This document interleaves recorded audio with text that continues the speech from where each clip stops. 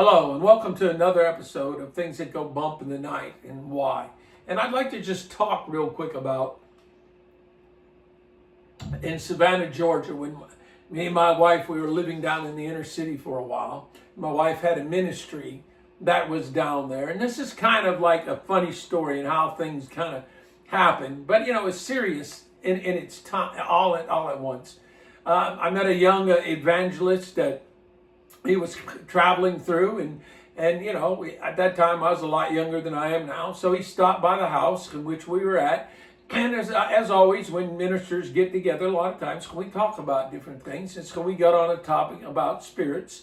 And he said that he's never seen a manifestation of a demonic spirit. Well, we have, and so I was telling him a little bit about some of the things that we're seeing. And all of a sudden, it's kind of funny how things get orchestrated once in a while.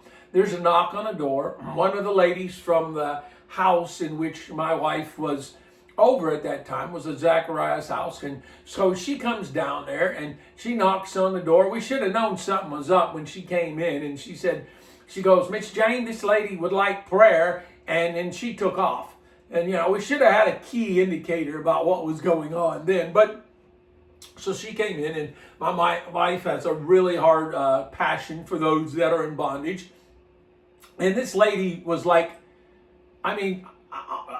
honestly, she looked like she was 7 feet tall, but she was probably about 6'5". She was tall. And so my wife gets over there and calls her in, and she starts praying for this lady. And while she's praying for this lady, me and this evangelist, we're talking. And so I said, well, let's just kind of go up here and help my wife out. Now, mind you, that at this point, we were just talking about evil spirits. And this guy said he's never seen one that manifested. So we were sitting down there and talking. And then all of a sudden, this lady just fell out. Boom, in the power of God, we grabbed a hold of her. And then she started to manifest. She started to groan.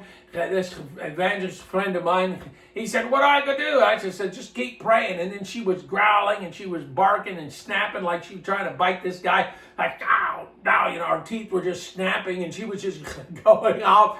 And this guy, and this young evangelist, he kind of looks at me. He says, "Well, what do I do?" I said, "I don't know about you, but I plead the blood of Jesus and keep that thing away from me."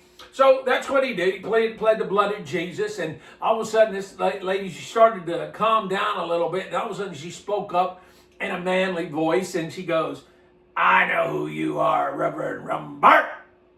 And I was like, wow, the devil knows who I am. Shut up and come out.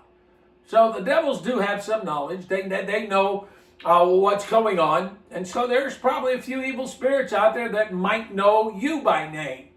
And all of a sudden, what do? We elected to cast out. So we got into a good prayer session. My wife leading the charge, and we were leading it, and got the lady set free. And she ended up going in the house. And I think she actually went to a couple of meetings. And eventually she got out. I think she moved up into the Atlanta area.